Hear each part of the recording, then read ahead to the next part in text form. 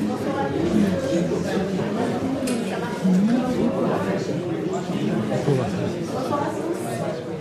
allons commencer cette conférence. Excusez-nous pour le petit retard, mais comme les personnes arrivent, on s'est dit que mieux valait que nous soyons tous ensemble pour démarrer.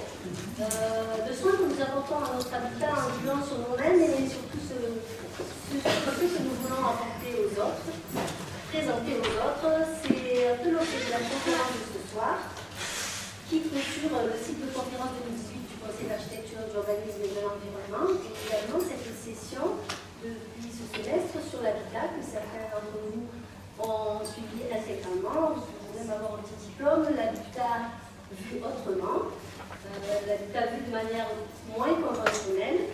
Et pour aborder ce sujet, donc, qui est lié à la psychologie, nous recevons, et c'est assez rare, un psychologue, un psychanalyste et aussi un écrivain. Nous avions sollicité la collaboration de Richard Salitrus dans le cadre d'un ouvrage que nous avons publié l'année dernière au CAE et qui portait sur l'habitat des personnes âgées, car son activité professionnelle au sein d'une structure médicalisée lui permet une relation quasi quotidienne avec des personnes qui ont plus de 84 ans ou plus. Les deux romans que vous pouvez regarder à la sortie et laisser également que Richard Salitrus a écrit pourront être dédicacés par l'auteur ce soir et sont tout à fait passionnants.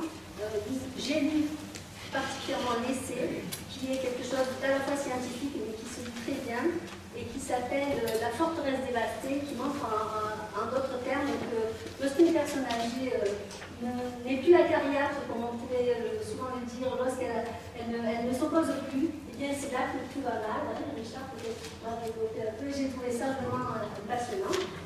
Et les autres romans portent pour l'un d'eux sur la maladie d'Alzheimer.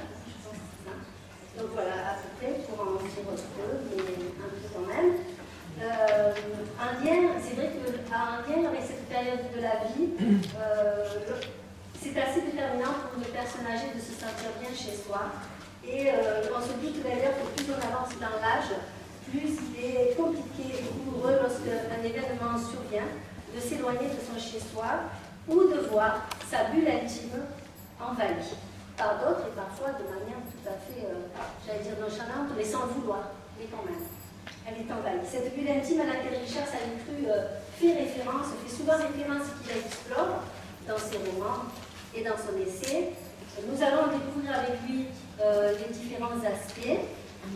Merci à nouveau à vous tous pour votre présence et pour votre confiance qui nous donne envie de continuer.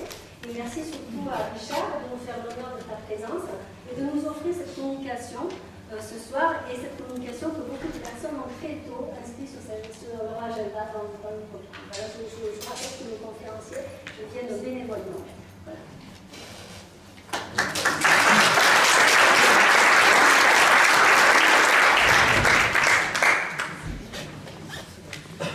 Merci à tous d'être là. On entend bien, ça va.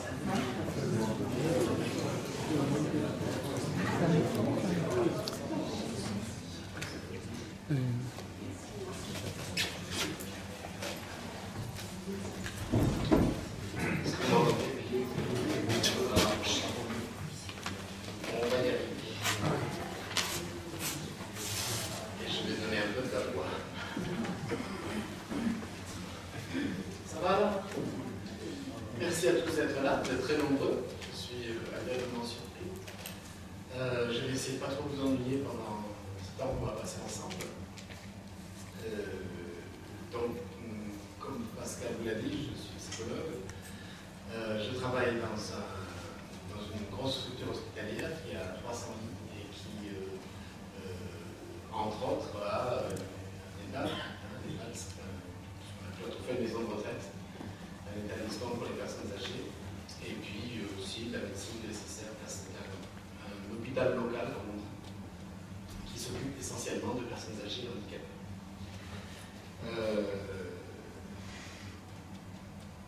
J'ai réfléchi effectivement sur la question de la bulle intime parce que je la vois trop souvent pénétrée.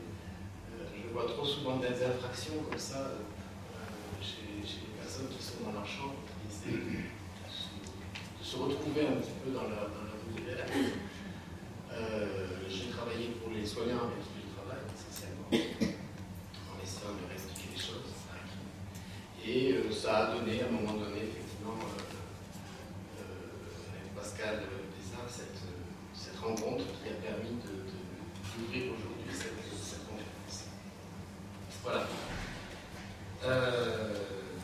Alors, que déjà je peux faire. C'est pas grave, c'est là. Il faut.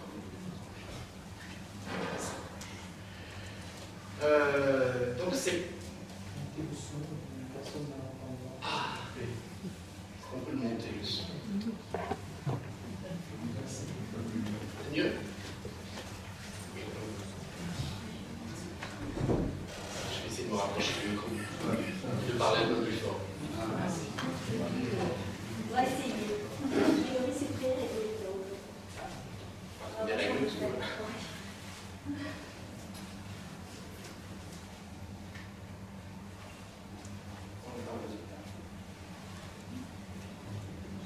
Bon. Ah, là, ça c'est mieux. Hein?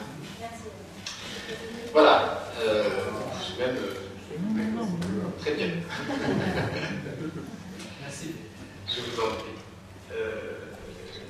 Donc, je ne sais pas s'il y a quelques architectes ici. Plus ou moins, je savais que c'était possible Buchanan.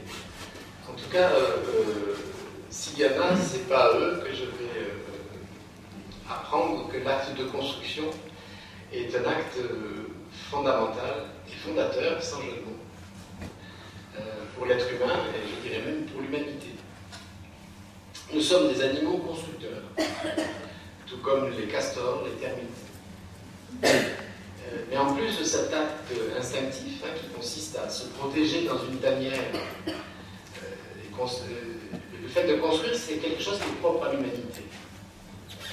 Dès lors qu'au-delà de la protection immédiate des dangers de la nature, il s'agit de faire aussi une trace, de projeter finalement notre souffrance psychique au travers de monuments.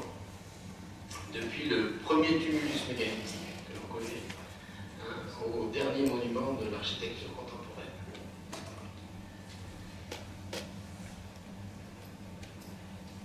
Je vais y arriver. Peut-être. Notre tanière, c'est une partie de nos défenses, en fait.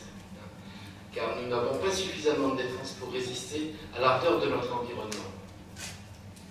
Quel que soit cet environnement, depuis la nuit des temps humains, et sûrement à cause de la perte de notre fourrure. Parce que les primates, eux, nos collègues d'avant, nos ancêtres, et dans leur évolution, ils sont tous restés à peu près dehors, dans la nature.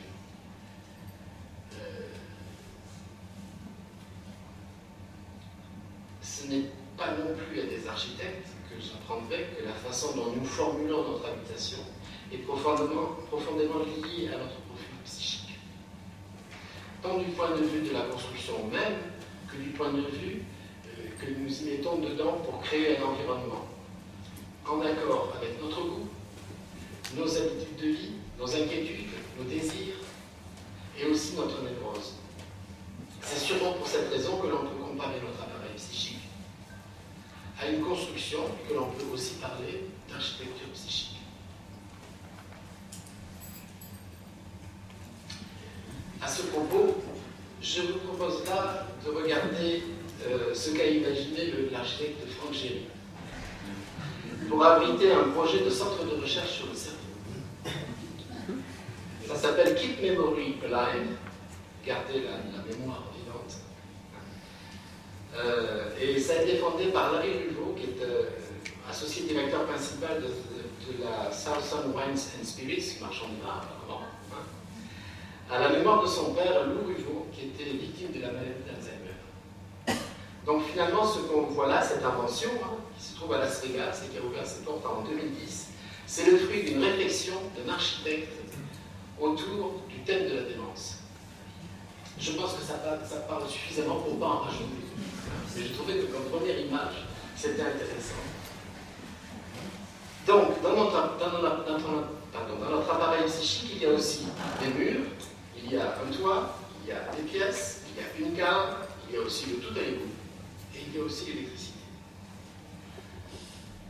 Que l'on soit adepte du feng shui ou accro des magazines de décoration, ou que l'on soit un invétéré chineur ou un fou du minimalisme, on crée son environnement à notre image intérieure.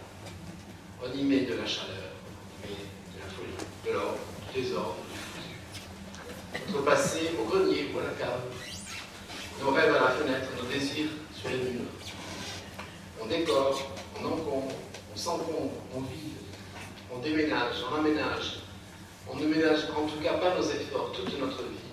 On en quête du bien-être, du confort, de la protection, de la tranquillité.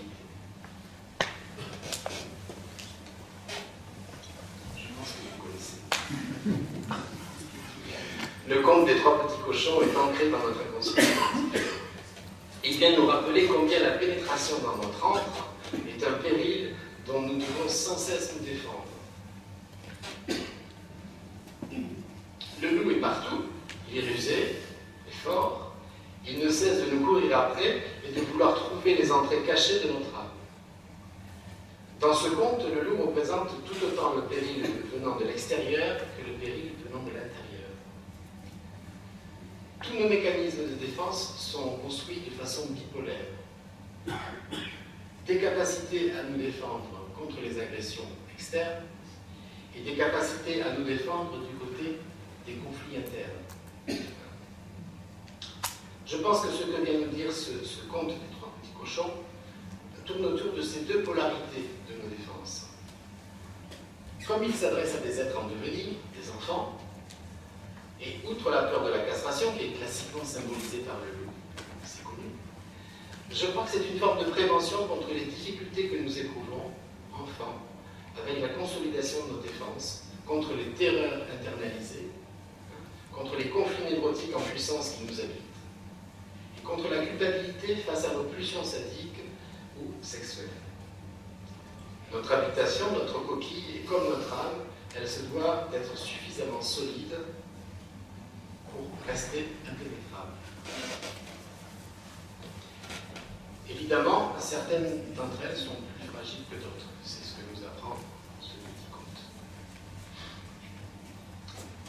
D'aucuns, à l'instar de Diogène, que vous connaissez certainement, vivent sous des cartons, sur une bouche de métro, d'autres dans des palais surdimensionnés, d'autres ont plusieurs enfants, d'autres enfin se déplacent avec leur maison, en la déconstruisant, en la reconstruisant, à la faveur de leur chemin de vie et de leur migration. Ceux qui en sont privés en souffrent, ceux qui y sont enfermés y meurent à petit feu et deviennent des bêtes. L'habitation est une seconde peau. La première n'ayant plus compétence à défendre notre âme face à la force et à la violence du monde extérieur. Finalement, on joue sans cesse entre les murs et la peau. Le toit et le crâne, la cave et l'inconscient, la chambre et le désir, le salon et la relation à l'autre.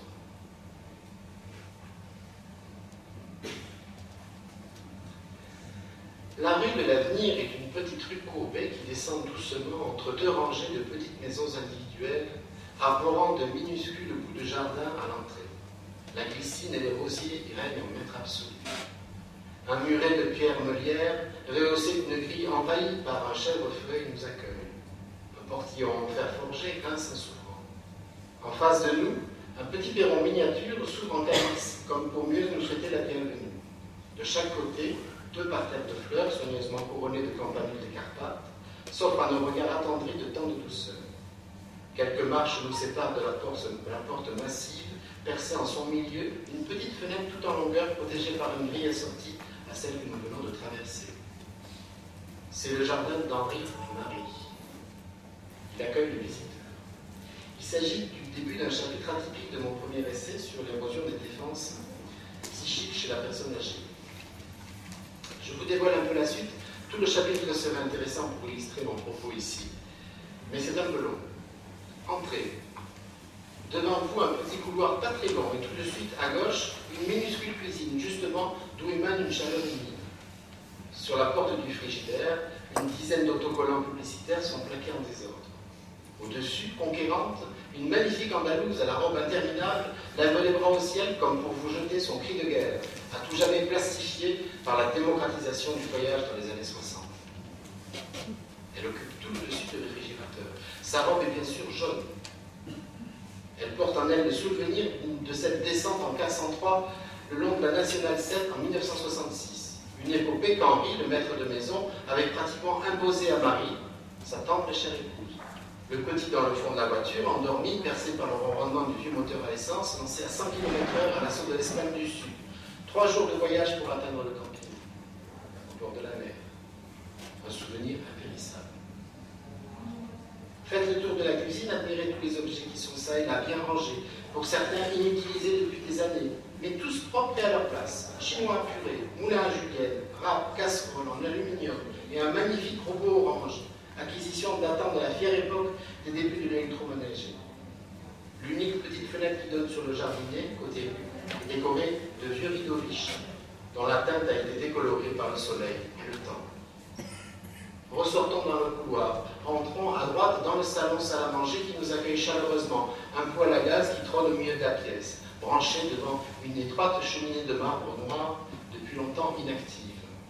Sur la cheminée, quelques vieux livres poussiéreux, un guide bleu de Paris, un roman policier et 2 ou 3 beaux livres sur les chiens, un atlas géographique et un authentique Larousse gris dont la couverture en tissu, déchirée par l'usure, semble s'effondrer sous le poids des services rendus en son temps. Au milieu de cette petite pièce trône un buffet 2 corps de style Henri III, qui touche le plafond. Ses portes sont richement sculptées, de même que les colonnades qui maintiennent le corps supérieur. Dans le fond, quelques assiettes sont posées sur un rang de vaisselier. Une assiette italienne, souvenir de Florence, avec le baptistère en couleur sanguine au fond. Une assiette chinoise rapportée par François, le fils d'Henri et de Marie, lors d'un voyage d'agrément. Enfin, une assiette bretonne, bien sûr, incontournable en Rio du début des années 70. Tournez le regard vers le mur. Sur la gauche du buffet, un cadre de taille moyenne vous montre Momo, le chien loup de la maison, en tapisserie en point de croix, œuvre de Marie du temps où ses yeux lui permettaient encore de travailler ce type d'ouvrage. Momo, le regard fier et la langue pendante en signe de bonheur, sourire notoire du chien fidèle, a disparu en 1982 de sa belle mort. Il a laissé à la famille un souvenir lui aussi impérissable. Toute la pièce est pleine de tels souvenirs, bibelots, objets publicitaires, mais l'élément maître du salon est cet étrange tableau de bois peint en noir, couvert d'inscriptions et de dessins sur le mur. 1976, départ à la retraite d'Henri, notre fidèle collègue et compagnon cheminot, 42 ans de bons et loyaux services à la SNCF, 25 ans de lutte syndicale. 1936, on a gagné les 40 heures. Merci et bonne retraite Thierry, des collègues du centre de triage et des ateliers de Noisette Sec. Au milieu du tableau, on peut voir la page de couverture de la Revue Générale des Chemins de Fer de mai 1960, au milieu de laquelle trône la photo noir et blanc d'une locomotive entrant dans un atelier immense. Cela fait maintenant presque 30 ans qu'Henri a quitté son travail. Il avait commencé à 14 ans comme apprenti. Il a lutté toute sa vie pour les droits du travail en adhérant à un syndicat national important. Il pouvait être très fier de cette riche vie d'ouvrier. En travaillant sur cette conférence, je me suis rendu compte que dans chacun des romans que j'ai écrits après cet essai, j'ai visité des maisons et je les ai fait parler. C'est comme une obsession chez moi, lorsque je rentre quelque part, j'observe. Je scrute. Il me semble que chaque objet a son importance. Chaque objet parle de quelque chose de la vie de celui qui vit ici. Les usures, les ruptures, les allures de ces objets parlent. Elles racontent.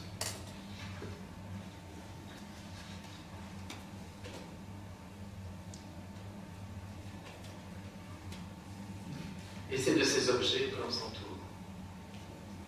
Quelquefois, nous les avons acquis en voyage, quelquefois, on nous les a offerts, quelquefois, on les a hérités. Mais ils ont souvent une histoire. Souvent, mais pas toujours. Certains intérieurs ne racontent rien. Soit parce qu'ils sont vides, soit parce qu'on y trouve des objets décoratifs, jolis, certes, mais sans histoire, juste achetés dans un supermarché suédois, parce que c'est pas cher et à la mode.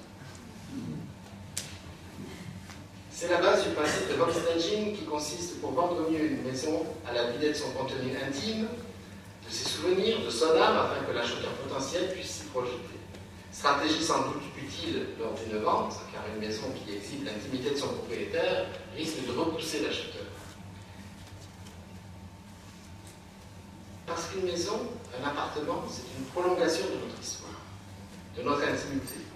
Et selon les personnalités, cela peut être une partie ou la totalité de notre bulle intime. Je m'explique. Si certaines personnes réussissent à intérioriser complètement leur bulle intime, ce n'est pas le cas de tout le monde. Je dirais même plus, ceux qui réussissent à l'intérioriser sont aidés par leur névrose obsessionnelle et leur rigidité psychique. Rien ne doit et ne peut dépasser, les contours de leur vie interne sont délimités par leur moi pauvre. Celui-ci doit rester propre, honnête et toujours en bon état pour contenir l'angoisse qui règne à l'intérieur. La maison de l'obsessionnel donc propre, rangée, minimaliste. Elle peut ressembler à l'image de magazine bien organisée.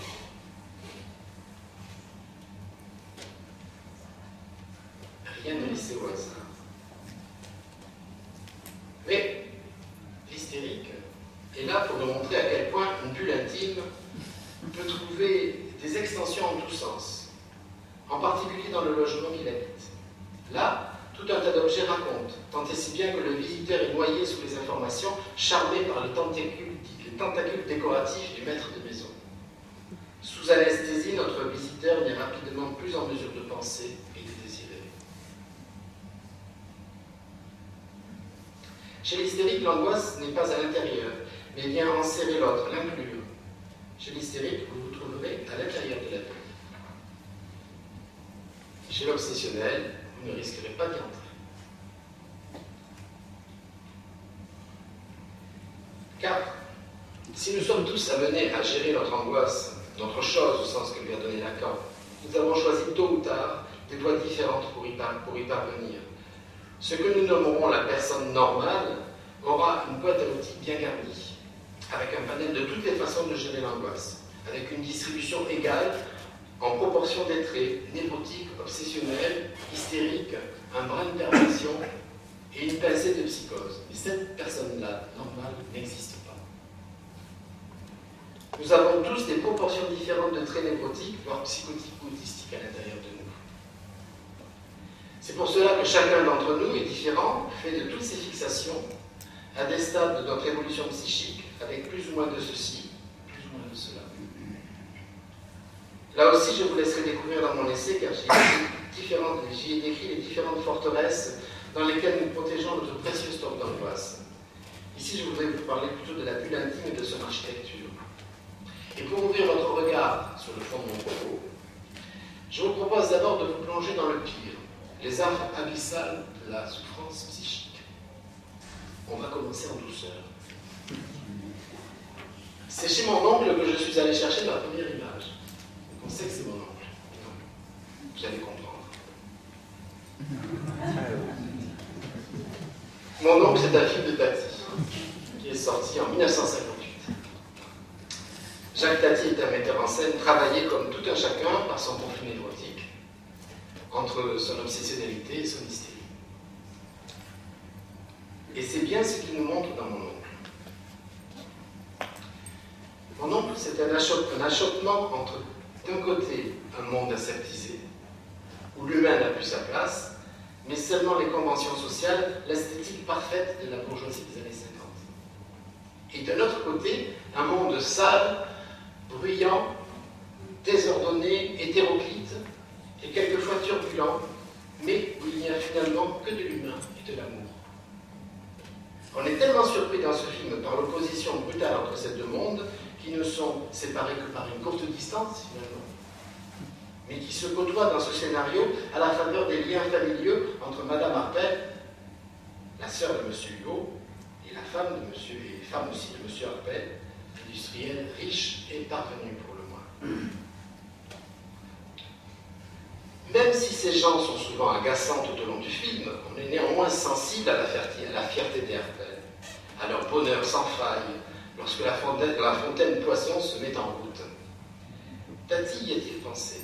À chaque fois, cela ressemble à une jouissance. Une longue éructation, au cours de laquelle on se demande bien si ça va venir, puis le jet éjacule avec 2 ou 3 doux sautements avant de se stabiliser. Cette fontaine a une place centrale dans le jardin des Arpels. Elle est par excellence un symbole phallique de la réussite de monsieur, tout comme sa voiture qui s'introduit dans le garage et dont madame prendra soin d'installer l'automatisme de l'ouverture de la porte pour l'anniversaire de monsieur. Tati nous exhibe cette bourgeoisie heureuse et suffisante qui essaie d'en mettre plein la vue à l'entourage. C'est un côté brillant de l'histoire. Mais, de l'autre côté, du côté de l'ombre, il y a le terrain de jeu de Gérard, le fils Arpel, où vit son oncle, M. Hulot. On y voit des gens peu recommandables, des ivrognes, des marchands ambulants, un balayeur, un chiffonnier. Tous s'activent dans un brouhaha permanent. Et puis il y a Betty, la fille de la concierge, qui est de toute évidence amoureuse de M. Hulot et qui ne rate pas un de ses passages lorsqu'il sort ou qu'il rentre chez lui.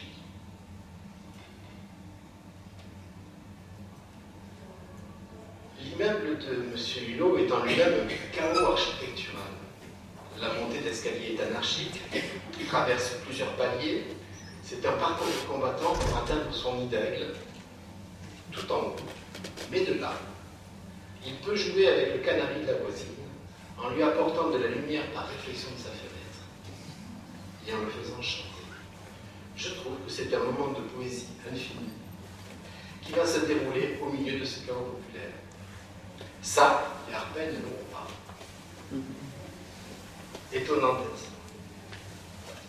Mais ces oppositions sont à l'image d'un conflit psychique entre le désordre et l'ordre, mais aussi probablement entre la vie et la mort.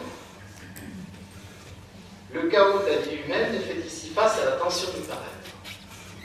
Tati ridiculise le paraître et modifie l'être. Et celui que l'on croit être le personnage principal et incarné par Tati, M. Hulot, n'est qu'un analyseur social. Le vrai personnage dans lequel le spectateur va se projeter, c'est le petit garçon, le neveu, Gérard. C'est lui qui doit faire le tri, c'est lui qui est en construction, c'est lui qui doit trancher entre l'être et le paraître. Et c'est dans cette alternative que Tati a envie de nous projeter. Ce film est une réflexion finalement sur l'être et le paraître. C'est vrai. Mais il s'agit aussi d'une réflexion sur nos projections dans notre habitat. L'obstacle qu'aura à dépasser le jeune garçon sera de taille ou entrer dans le moule parental, dans lequel s'élude de toute forme de souffrance ou s'échapper vers la vie et son lot de difficultés, de souffrance et de violence. Je crois que c'est le bon moment pour introduire Diogène. Pardon, ça c'était le petit Gérard, suspendu par sa mère, qui le trouve très sale, parce qu'il revient de son terrain de jeu. Diogène, c'était un philosophe un petit peu atypique. Vous en avez certainement entendu parler, et assez marginal de l'Antiquité. Je dois dire qu'en découvrant ce qui est rapporté sur lui, j'ai passé un bon moment. Comme il n'a laissé aucune trace d'écrit, ce sont des anecdotes qui nous restent. Alors je vais vous en livrer une qui va peut-être vous permettre de comprendre de quel côté politique il s'est situé. Un jour, un parvenu lui faisant visiter sa maison luxueuse au sol revêtu d'un marbre étincelant de blancheur, lui recommanda de ne pas cracher par terre. La visite achevée, le philosophe lui cracha au visage, en s'excusant et en précisant que c'était le seul endroit sale de sa magnifique demeure. Diogène était un cynique. Philosophie créée par son maître Antisthène. Ce maître de philosophie enseignait dans le gymnase des Cynosargues, d'où cynique. Et Cynosargues, ça veut dire chien agile. Ce gymnase, en fait, était relégué en banlieue. Et il était réservé aux bâtards et aux étrangers. C'est ce qui plaisait à Antisthène. Ce fut le berceau de l'école de philosophie cynique. Diogène devint philosophe atypique à son tour. Le Le point central de la philosophie de Diogène était « Moque-toi des conventions sociales et oppose-leur de la nature. Affranchis-toi du désir, réduis tes besoins au minimum et tu seras le plus heureux des hommes. » Il vivait donc dans un total dénuement, il n'avait sur lui que quelques guenilles. Il haranguait ses confrères en opposant leur dépendance aux politiques et aux riches à sa liberté de vie et de pensée. On l'a présenté dans un tonneau, dans une amphore. Portant toutes ses affaires dans une besace, il a même créé une mode, à l'époque, de la besace dans son sillage. Il semble que pour Diogène, la bulle intime était plutôt fabriquée de sa crasse et de la fange dans laquelle il vivait. Pourquoi l'ironie du sort a voulu que Diogène voit son nom rattaché de façon abusive à un syndrome psychiatrique dont le point essentiel est l'accumulation d'objets? Je ne sais pas. Probablement en lien avec l'incurie qui accompagne souvent la syllogomanie. Le syndrome de Diogène est une irrépressible nécessité d'accumuler des objets dans son logement jusqu'au point de mettre en danger sa propre existence et celle de ses propres voisins. L'hygiène est souvent le point de départ de l'effondrement du malade. Alors si j'ai décidé de vous parler, pour illustrer mon propos, du cas certainement le plus spectaculaire et le plus connu au monde, c'est parce qu'il me semblait vraiment très intéressant. Cette histoire-là, c'est l'histoire des frères Collier. Je ne sais pas si vous en avez entendu parler, mais je vais vous les présenter. Omer Lusk Collier et Langley Collier sont deux frères américains, nés dans les années 1880 et morts ensemble, à quelques jours près, vous allez comprendre, en 1947. Ils sont devenus célèbres en raison de leur origine familiale, assez aisée, et d'un autre côté, à cause de la saleté de leur maison et de leur syndrome d'accumulation compulsive, qui causa en définitive leur perte. Le père était gynécologue, leur mère était chanteuse d'opéra. Omer, lui, était juriste, et Langley avait fait des études d'ingénieur, et il était aussi pianiste, au point qu'il avait joué au Carnegie Hall, à New York. À la séparation de leurs parents, ils ont continué de vivre chez leur mère jusqu'à son décès. Il semble que la situation a commencé à se dégrader à partir de ce décès. Pendant des décennies, des rumeurs dans le voisinage circulent sur les deux frères que l'on voit peu et qui ne travaillent pas, et sur leur maison à l'angle de la 5e avenue et de la 128e rue à Manhattan, New York, où ils accumulent de manière obsessionnelle toutes sortes d'objets, que ce soit des journaux, des livres, des meubles, des instruments de musique, et bien d'autres objets encore, et des ordures aussi. En même temps, Langley installe des pièges dans les couloirs et aux portes pour se protéger des intrus. Ça, c'est la porte d'entrée quand on l'a ouverte. Les deux frères vont être finalement... Non, oui, c'est ça.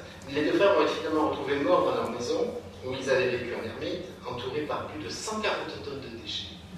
C'était une grande maison, il faut le dire, qu'ils avaient accumulé pendant plusieurs décennies. En effet, les frères Collier meurent victimes des traquenards qu'ils avaient installés dans leur demeure pour décourager les fillards, lorsque Langley, qui était en fait celui qui se déplaçait, qui allait chercher les objets, puisque l'autre était aveugle et handicapé, donc il était quelque part dans un trou, dans la maison. Langley, en fait, s'est fait écraser par une valise et 3 énormes liasses de journaux, qui étaient des pièges, en fait, prévus pour les intrus éventuels. Alors, donc, il était en train de ramper dans un tunnel de journaux pour apporter à manger à son frère Omer. Ce dernier, évidemment, est mort de faim. Quelques jours plus tard.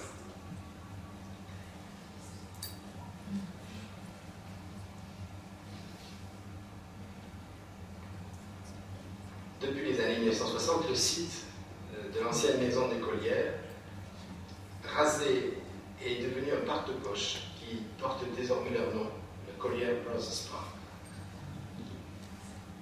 Si je vous parle de cette incroyable histoire, c'est avant tout pour vous faire entendre à quel point nous modelons notre environnement en fonction de notre gestion de notre angoisse.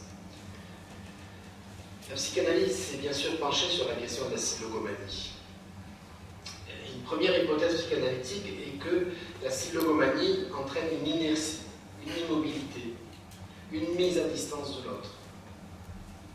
Le sujet devient ainsi peu accessible pour autrui.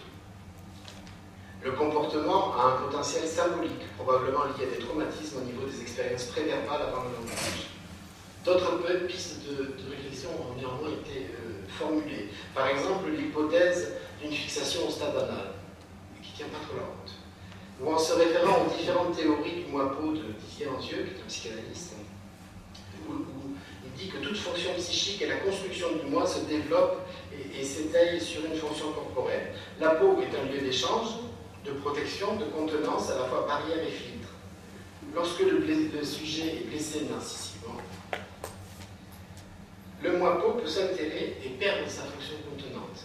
L'accumulation peut représenter une suture de sauvegarde. Le logement devient à nouveau étanche par l'accumulation. C'est bien ce que les Colliers nous montrent.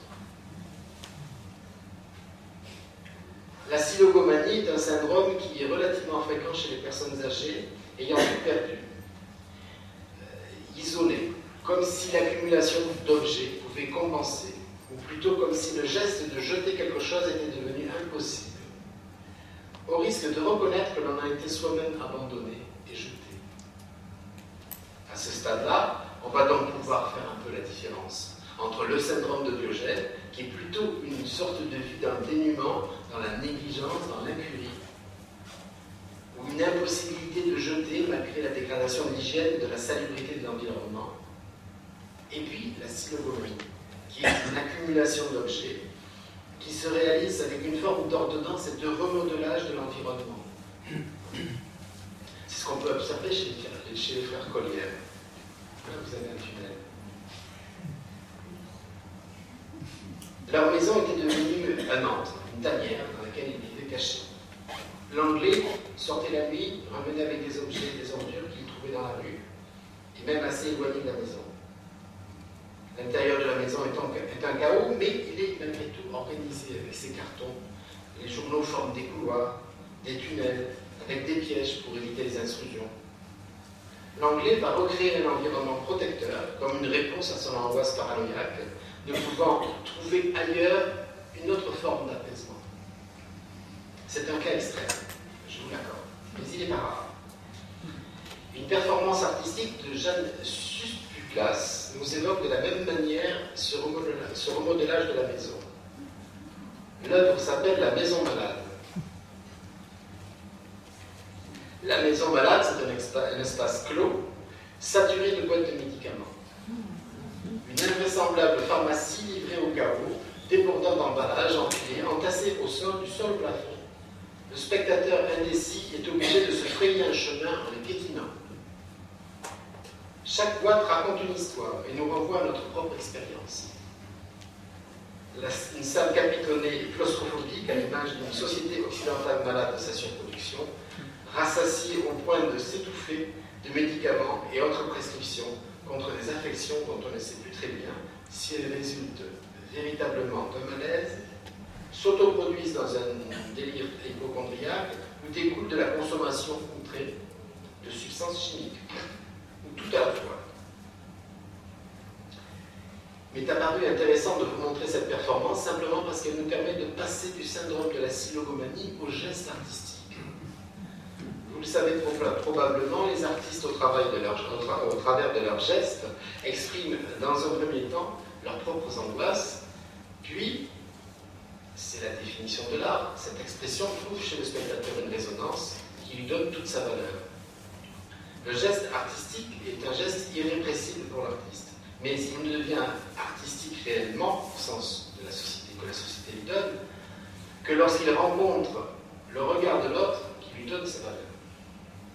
Je vous rappelle cela parce qu'a priori, ce dont je vais vous parler maintenant ne fait pas partie du geste artistique au sens où on l'entend habituellement. Je vais vous parler d'un geste irrépressible qui s'est imposé par son unicité et sa force de conviction au chapitre de l'art.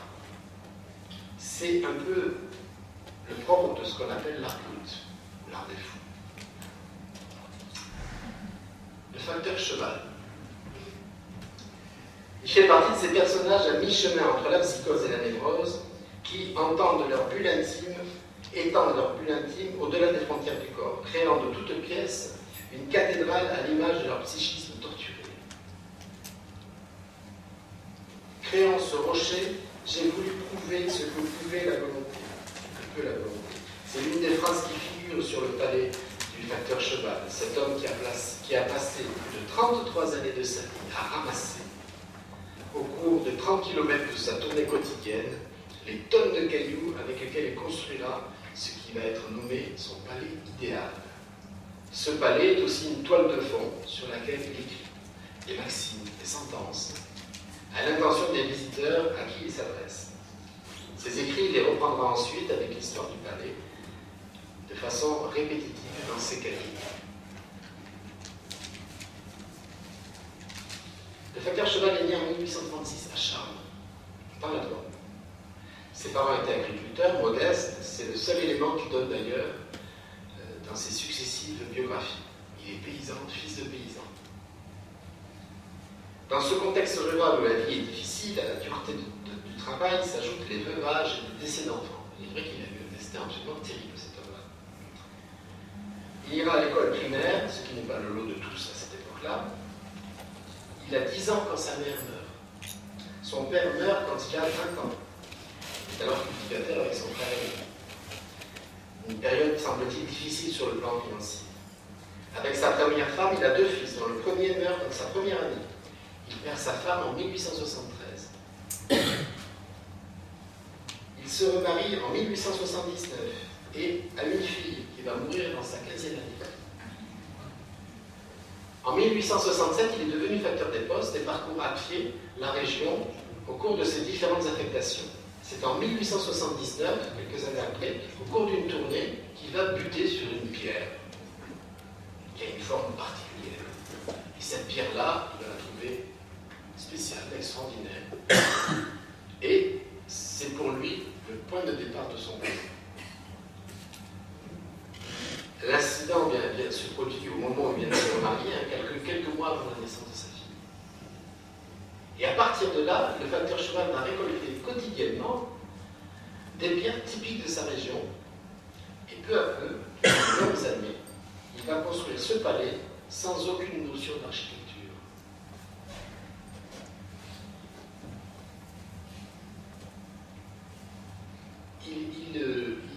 Il ramassait ses pierres, il faisait des petites dames quand il allait donner ses lettres. Et quand le soir, quand il avait fini sa tournée, il partait avec sa brouette, il ramassait toutes les pierres. Et pendant 33 ans, il a fini par monter petit à petit ce palais. Ce palais est solide. Actuellement, il est régulièrement entretenu. Il y a une association qui s'en occupe. Et il est visitable. Le facteur souhaitait y être inhumé, mais la réglementation française ne lui permettra pas. Donc, il a construit son tombeau dans le cimetière, qui est à l'image de ce qu'il avait construit. Le facteur de cheval ne s'imaginait pas, même mort, dans un autre contenant que ce qu'il a construit toute sa vie durant. Appelé par une incontournable nécessité l'élaboration d'une bulle intime en pierre, avec tous les personnages et animaux issus de son imagination comme gardien du temple. Mais le facteur cheval n'est pas le seul homme à avoir réalisé ce genre d'œuvre très particulière. On pourrait en citer beaucoup. J'en citerai une autre. C'est l'incroyable cathédrale Nuestra Señora del Pilar, ou cathédrale de Justo. Un édifice religieux qui est construit principalement en matériel de récupération. Semblable à une grande cathédrale située à Mejorada del Campo, communauté de Madrid en Espagne. Elle est encore en cours de construction en 2017. Justo Gallego Martinez commence à construire sa cathédrale sur un champ appartenant à sa famille le 12 octobre 1961. est encore en construction en 2017. Il a 95 ou 97 ans. Et il a la pêche. C'est impressionnant. Il a commencé cette construction après avoir quitté l'abbaye de Huerta, après la guérison de sa tuberculose. Il voulait, pour cette guérison, remercier Dieu par la construction de cet édifice qu'il va dédier à la Vierge du Pilier. Peu à peu, en vendant toutes les terres du patrimoine familial et aussi en recevant des dons privés, Justo Gallego Martinez commence à ériger sa cathédrale. Justo, à l'exception de quelques aides sporadiques, a tout réalisé par ses propres moyens, sans aucune formation dans la construction. En fait, il n'existe ni projet officiel, ni plan de la cathédrale. Et pourtant, elle est là. Là aussi, c'est un bel exemple d'une réalisation irrépressible, à l'image sûrement de l'architecte de la Sagrada Familia, pour rester en Espagne, Gaudí, qui lui, fort heureusement pour la ville de Barcelone, avait des capacités d'architecte. On pourrait passer beaucoup de temps à décrire ces gestes artistiques ou psychotiques qui ont finalement donné lieu à la création d'un monument extraordinaire. Le monument est une extension imaginaire ou symbolique que l'artiste réalise pour projeter son angoisse et la façon qu'il a de gérer son conflit psychique. J'ai eu le privilège de visiter l'atelier du Enfer au sein de l'hôpital psychiatrique de Maison-Blanche en région parisienne. Je ne sais pas si certains d'entre vous le connaissent. C'est un lieu où les patients de l'hôpital peuvent aller s'exprimer en toute liberté. J'ignore si ce lieu existe encore, mais c'était un lieu extraordinaire. Le pavillon est vidé de son sens, de ses fonctions. Il n'accueille sur les murs que l'angoisse des psychotiques qui l'ont fréquenté.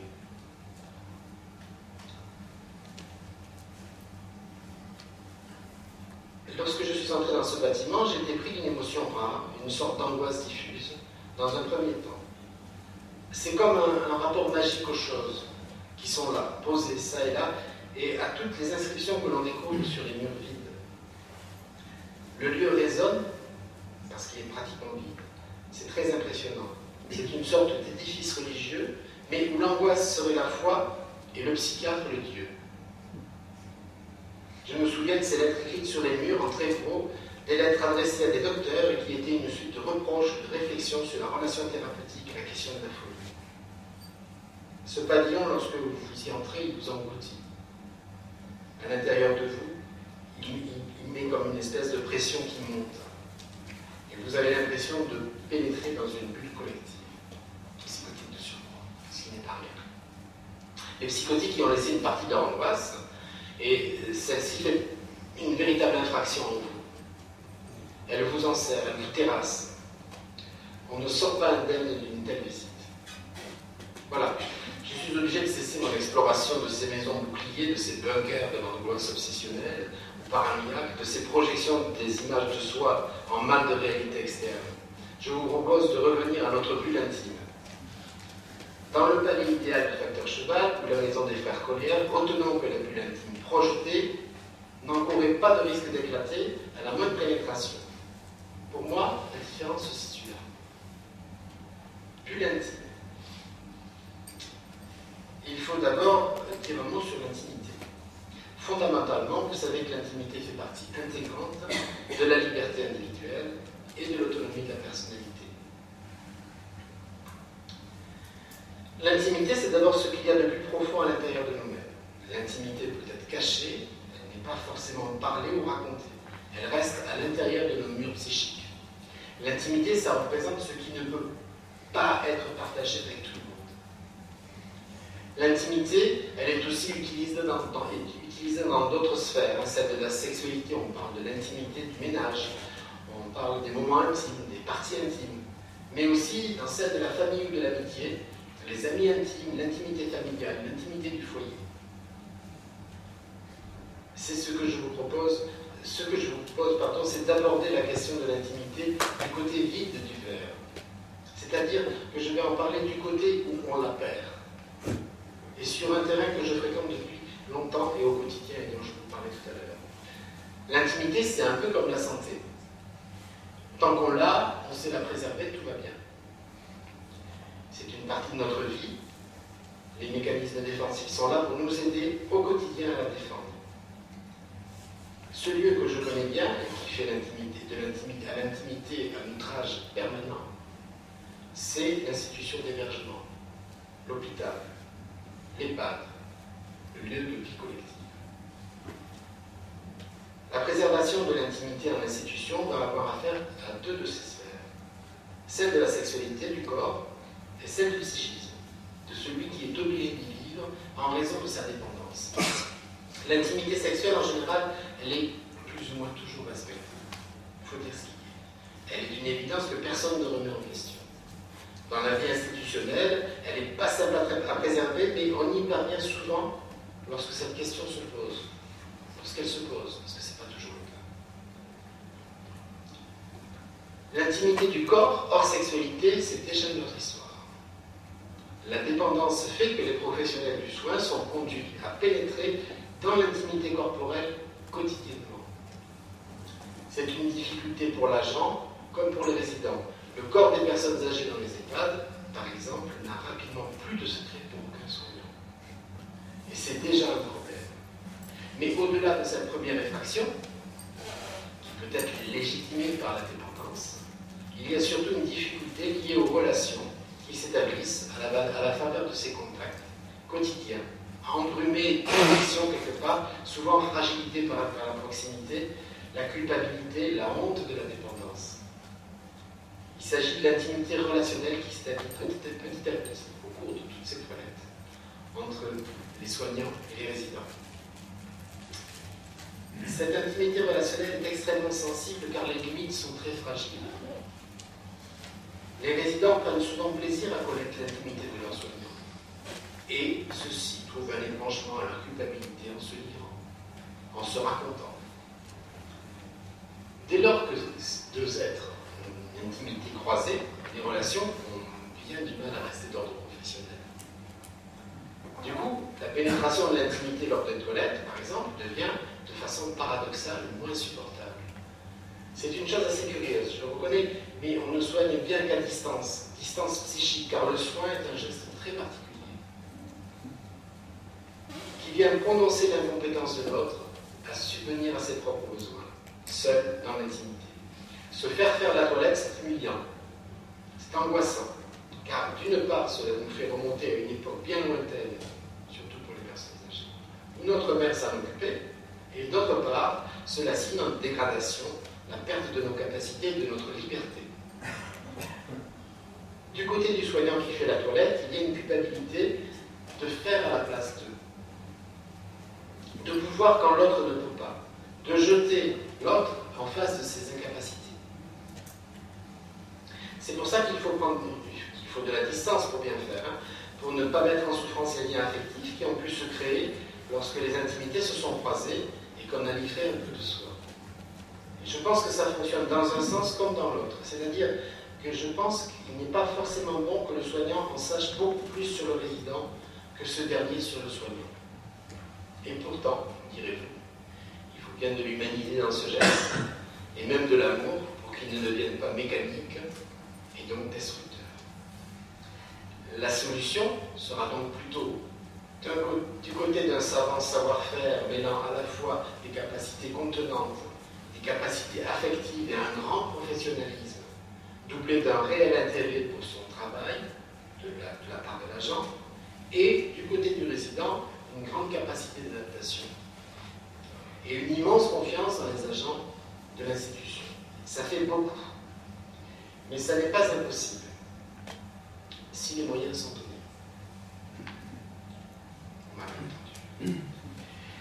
J'en viens maintenant à une autre façon de considérer la question de l'intimité. Vous le savez bien, la question de la pudeur et de l'intimité dépend des époques.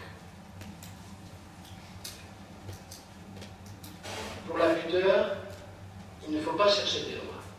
Si vous comparez les maillots de bain des années 30 et les vêtements et les bikinis topless contemporains, vous voyez la différence. Ou bien si vous comparez la mode occidentale avec les vêtements traditionnels orientaux, là aussi, ces différences sont éclatantes. Pour ce qui concerne l'intimité, c'est un petit peu différent. L'accueil de l'hôpital du siècle dernier n'est pas très attentif à l'intimité des personnes. Les chambrées de plusieurs dizaines de lits contrastent beaucoup avec nos chambres individuelles actuelles. Évidemment, le collectif et l'intime avaient de toute autre valeur à l'époque. L'évolution dans notre monde contemporain a modifié la donne de façon radicale. En 1930, les gens étaient bien plus pudiques, mais ils acceptaient de partager leur intimité avec d'autres personnes dans le cadre hospitalier. De nos jours, la pudeur s'est bien estompée ces dernières années, mais partager sa chambre d'hôpital avec une seule personne est un outrage qui peut devenir rapidement insurmontable. Tout cela, c'est l'évolution de notre société.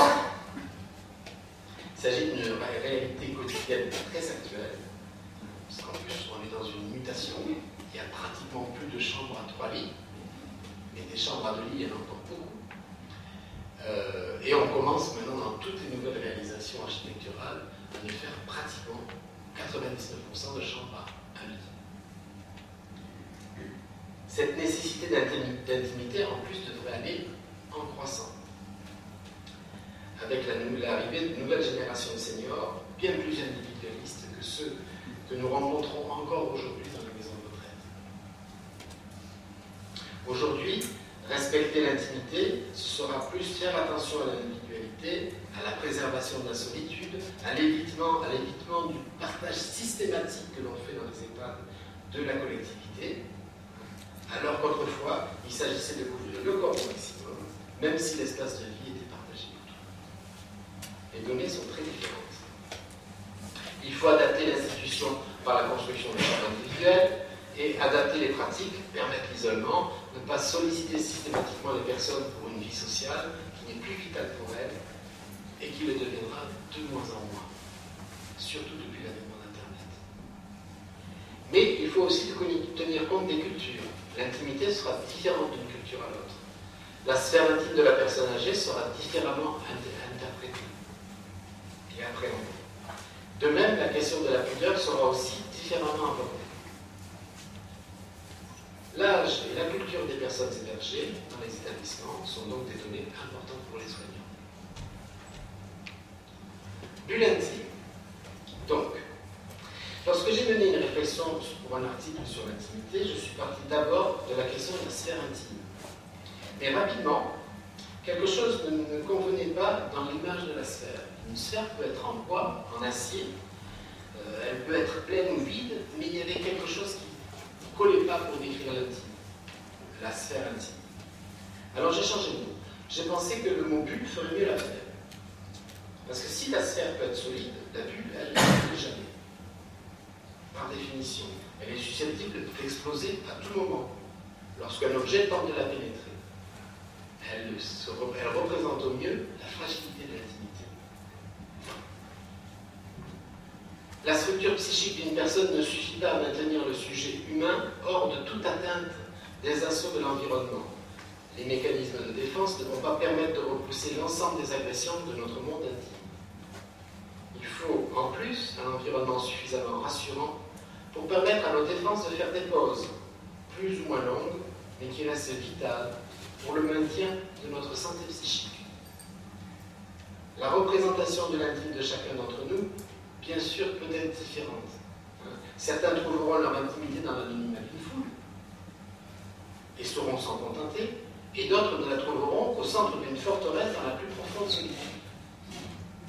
D'un individu à l'autre, l'intime peut prendre des formes très différentes, mais le point commun reste que nous avons tous besoin de cette bulle, dans laquelle nous pouvons relâcher notre vigilance, où nous sentons que personne ne pourra pénétrer cet espace dans lequel nous nous considérons en sécurité.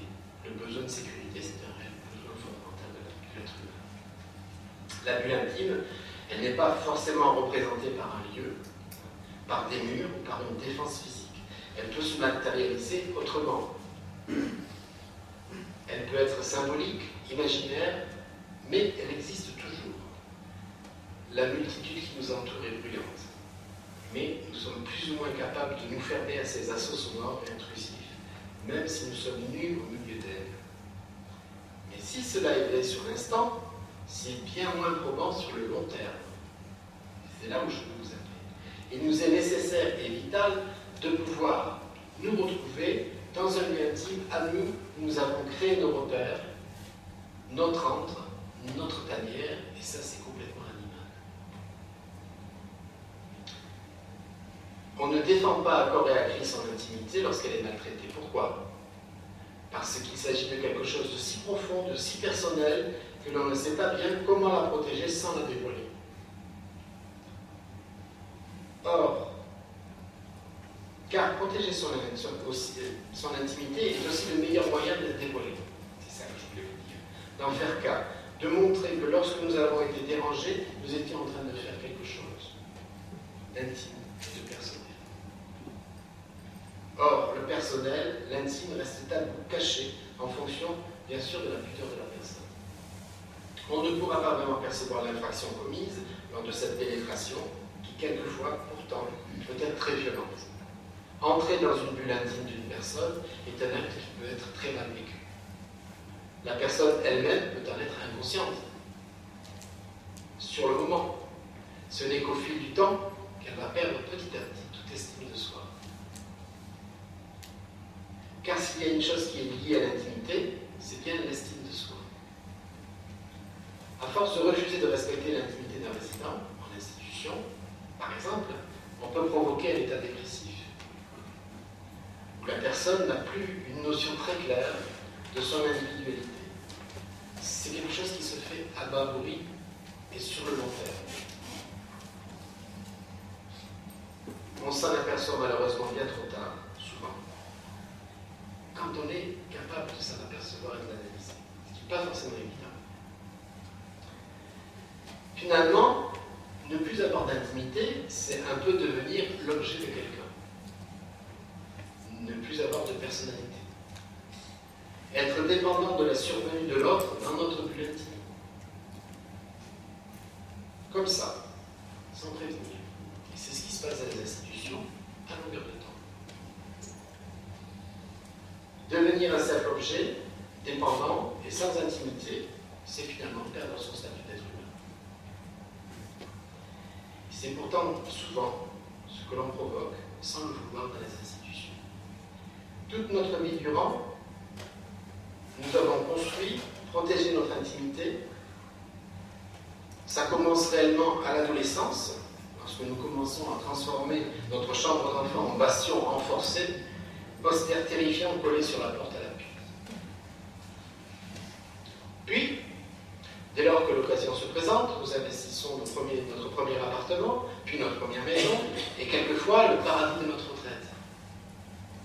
Notre intimité, nous l'avons cachée là, dans cette dernière demeure, la dernière que nous avons habitée. Les années de collecte, de souvenirs sont stockées là, dans notre musée personnel, notre musée intime.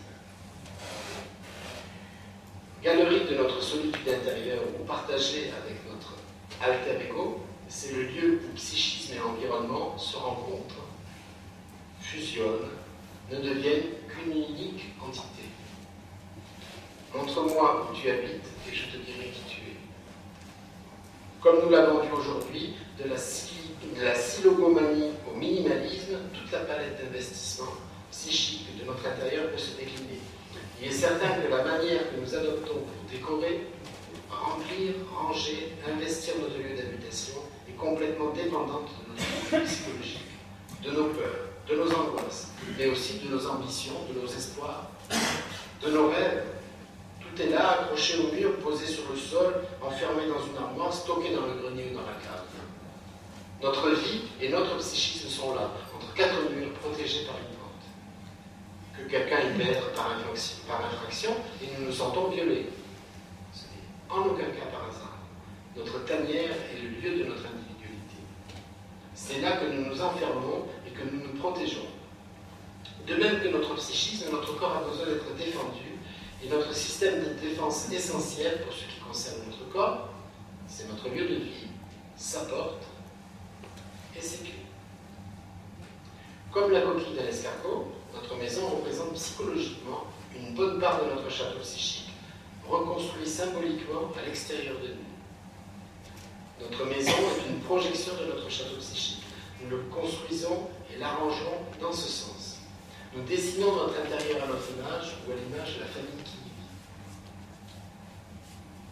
Ce qui est indispensable à bien comprendre, c'est que le lieu de vie est une sorte de projection dans le réel de notre structure psychique. Il n'est donc pas difficile d'imaginer que nous construisions notre lieu de vie, comme notre psychisme, selon des plans architecturaux qui sont projetés directement par notre structure interne. Il ne s'agit pas que de décoration ou d'agencement des meubles, mais il s'agit aussi et surtout de la manière dont le tout est conçu. Les objets qui sont posés ça et là, la façon dont ils sont rangés, ce qu'ils représentent, leur valeur, et la hiérarchie qu'on leur donne en fonction de leur valeur symbolique. Tous ces détails sont fondateurs de cette projection de notre psychisme. L'objet n'est autre qu'une projection d'un détail de notre mémoire. La façon que nous aurons de le conserver ou de le jeter décrira ce que nous souhaitons faire de ce souvenir. Je vous remercie pour votre attention.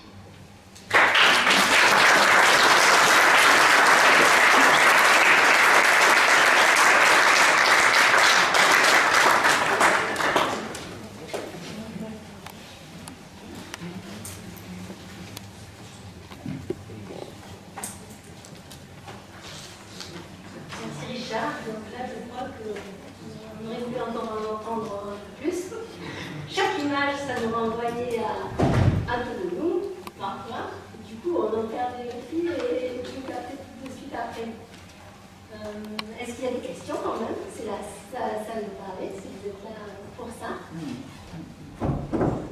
Oui.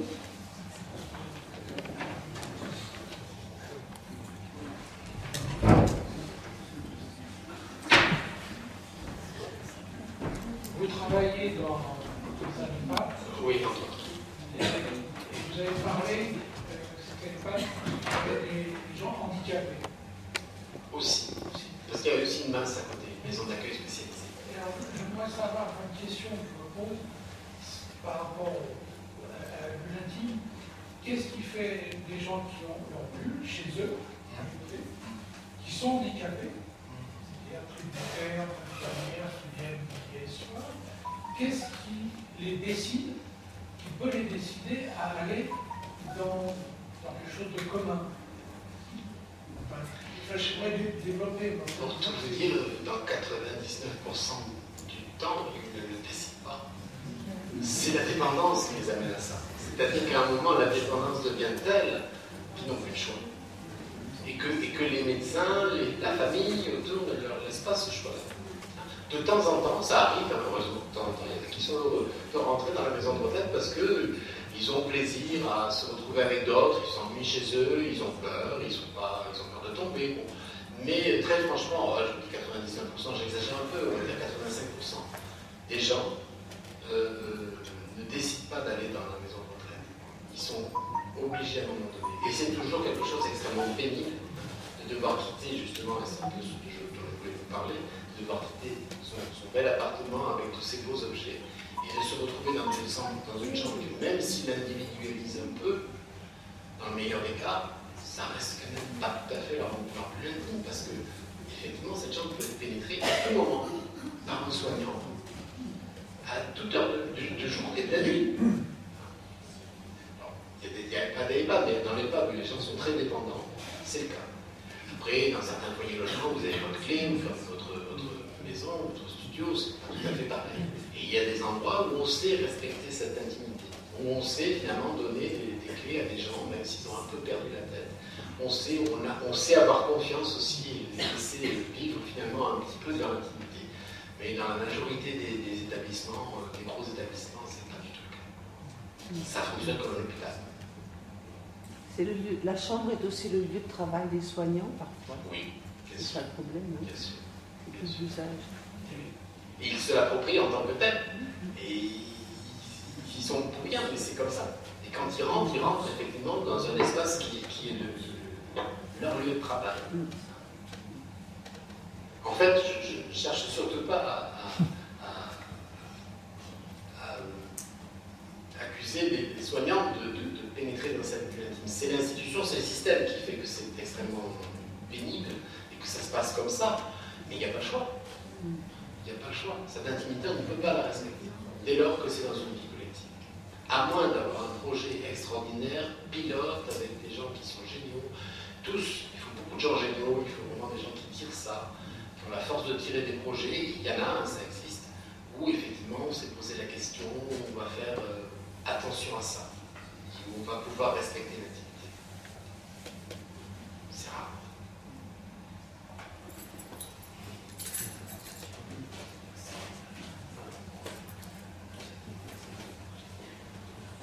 Comme j'ai pu comprendre que chaque personne avec sa construction psychique est liée à son environnement, à son entourage, comme beaucoup de gens malgré tout vivent à plusieurs, soit en couple, soit en colocation, soit d'autres formes. Comment se gèrent les court-circuits entre les envies d'avoir un habitat qui nous ressemble, inconsciemment ou non, et des arbitrages qui se font, mais comment ça se gère? C'est l'histoire des couples. Sans se dire déjà là, c'est une longue négociation. On commence un couple, il y a bien 4 ou 5 ans déjà de négociation. Pour négocier déjà la présence de l'autre, quand on sort du moment de fusion où on s'aime comme des tourtereaux, ça c'est sympa. Mais au bout de 6 mois, c'est fini cette affaire-là. On commence à se voir tel qu'on est, on commence à se jauger, à vouloir tirer un peu la couverture à soi. Après, c'est que le meilleur gagne pendant cette construction-là. Et puis au bout de 20 ans, ben, on a négocié. En général, les couples, ça pèse un peu, ou ils se sont cassés avant. Mais quand ils arrivent à une certaine maturité, voire même jusqu'au bout, il y a une grosse négociation qui s'est passée. Elle se fait en filigrane, hein, c'est pas des choses qui sont écrites sur contrat, mais elle se fait petit à petit, et effectivement, il y a des bulles intimes qui deviennent une seule grosse bulle à deux. Selon que le couple est très fusionnel ou pas, il y a encore des couples qui vivent dans 2 appartements différents, donc qui gardent leur intimité. Il y a des gens qui décident dans leur appartement d'avoir 2 chambres communes pour chacun, 2 bureaux, quand ils ont les moyens. Ça c'est possible, ça se négocie, et puis il y a des couples très fusionnels qui vivent dans la même bulle intime et qui se sont forgés l'un dans l'autre. On ne sait même plus quelle est la personnalité de l'un et de l'autre à un moment donné. C'est un savant mélange. Ça fonctionne, mais ça peut aller loin. Pourquoi pas. Mais en tout cas, effectivement, pour l'agencement de la maison, on ne va pas voir peut-être une personnalité en particulier, ou à moins qu'il y ait quelqu'un de très fort. S'il y a une forte personnalité, c'est elle qu'on va voir dans la bulle. Ce sera une bulle qui aura envahi l'autre. Une petite bulle, une grosse bulle. Et puis quand c'est un peu équilibré, qu'on a une bulle mélangée et que chacun y a mis un peu du sien, ça se voit aussi, plus ou moins. Mais on voit aussi des gens qui ont chacun leur lieu. On dit, moi j'ai mon bordel là, tu touches pas, tu rentres. Ça peut être qu'un dressing, hein, mais ça existe. Et puis après, il y a des fois où un des éléments du couple doit mettre des patins en rentrant. Parce que c'est super propre. Voilà, s'il est avec quelqu'un d'obsessionnel, il faudra qu'il supporte, s'il veut rester. Sinon. Mais c'est vraiment des histoires de négociation, des histoires de couple. Et après, quand c'est une famille entière, bon, les enfants, ils n'ont pas trop leur mot à dire quand ils arrivent là-dedans. Puis petit à petit, jusqu'à la porte de l'adolescent, où là, ils arrivent à leur mur, ils font ce qu'ils veulent. C'est aussi leur antre, c'est là aussi qu'ils apprennent à construire leur propre antre, et qu'à un moment donné, s'ils ne sont pas tanguis, ils vont sortir de là. Ils vont pouvoir construire leur propre maison et leur propre famille. Ça marche un peu comme le psychisme, en général.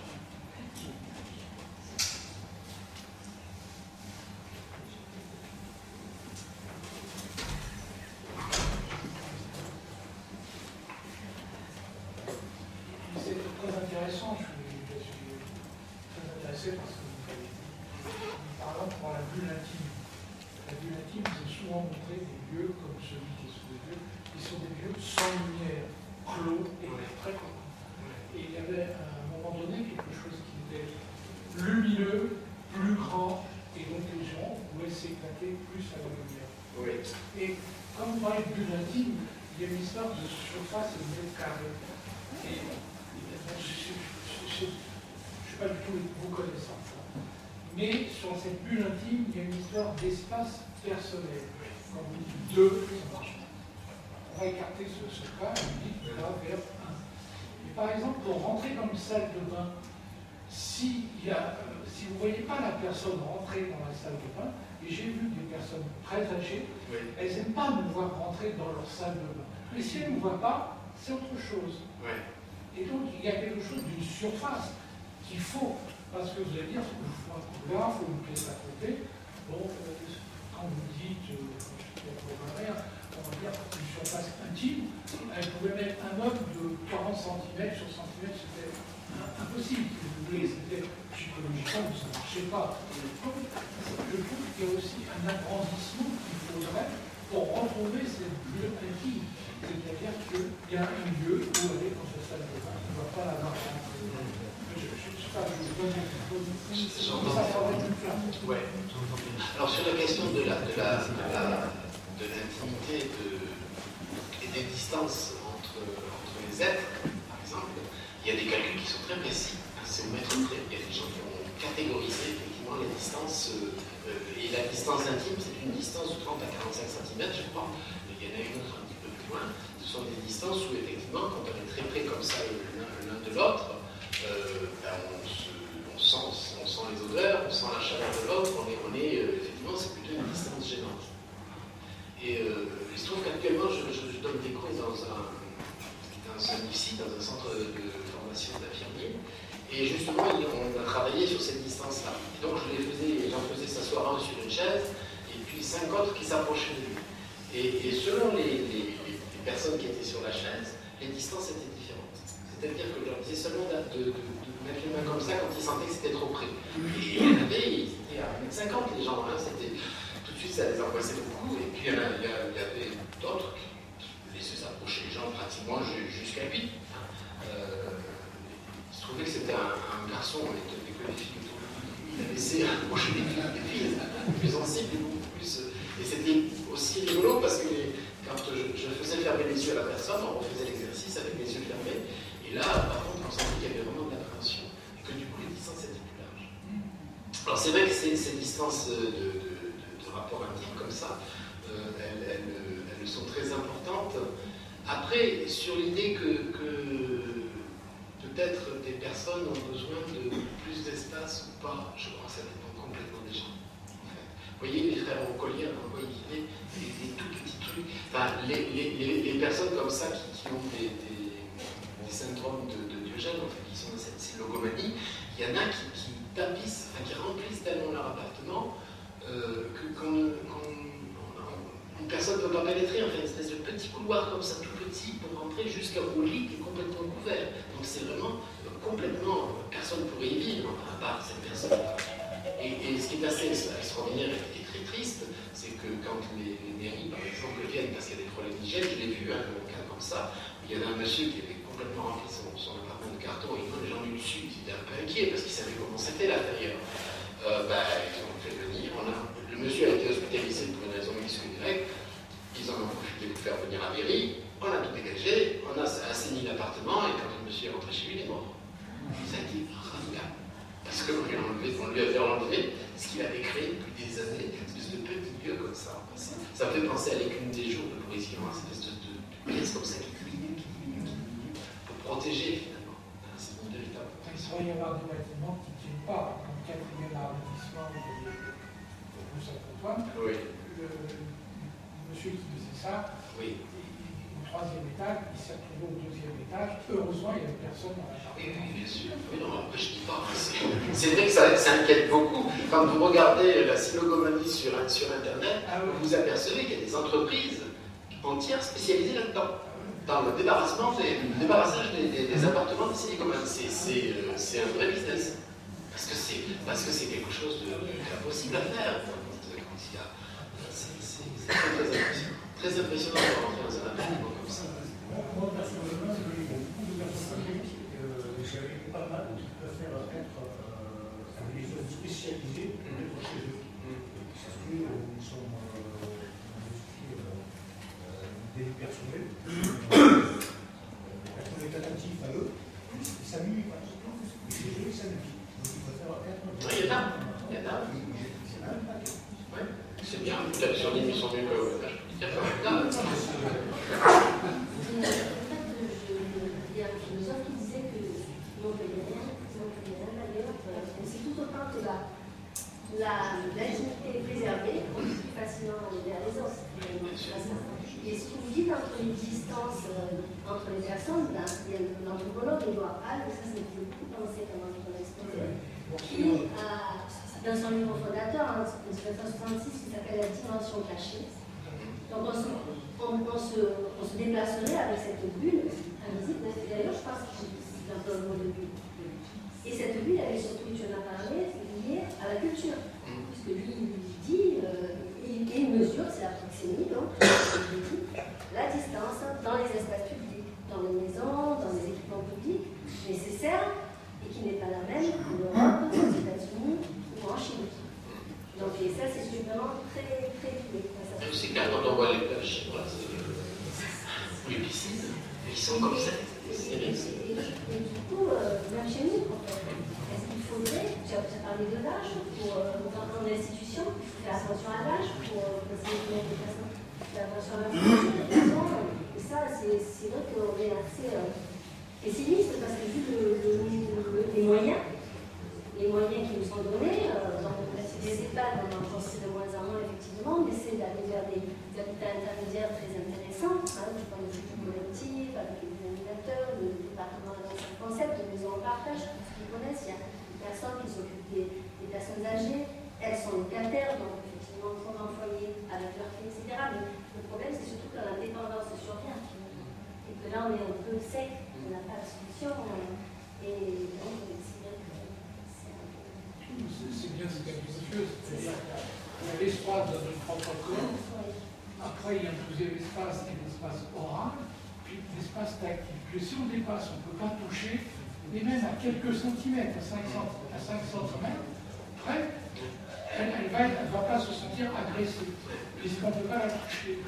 Donc il y a des individus qui vont se situer, bon, les politicoles, sur des espaces américains. On peut rentrer dans un lieu en touchant en même temps, on frappe, les portes sont ouvertes, etc. Donc il y a selon les pays, c'est peut-être très différent. Mais je parle un peu là-dessus, parce que l'expérience est vue au jour le jour sur comment les gens ressentent ça. Dans notre cas de blanc, c'est difficile pour eux, quand on s'en compte, mais ils essaient de voir peu de gens partager quelque chose. Après les infirmières par leur prénom. Il y a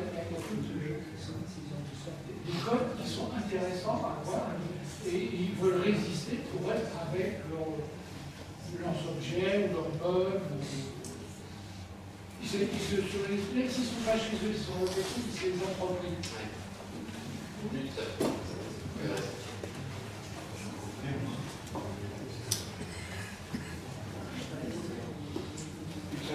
S'agissant de bulles, mais quand un individu est contraint d'abandonner la sienne pour aller ailleurs, qu'est-ce qui est le plus douloureux, qu'est-ce qui est le plus angoissant pour lui? Est-ce que c'est de quitter la bulle qu'il quittait, ou bien c'est de recréer celle qu'il va recréer?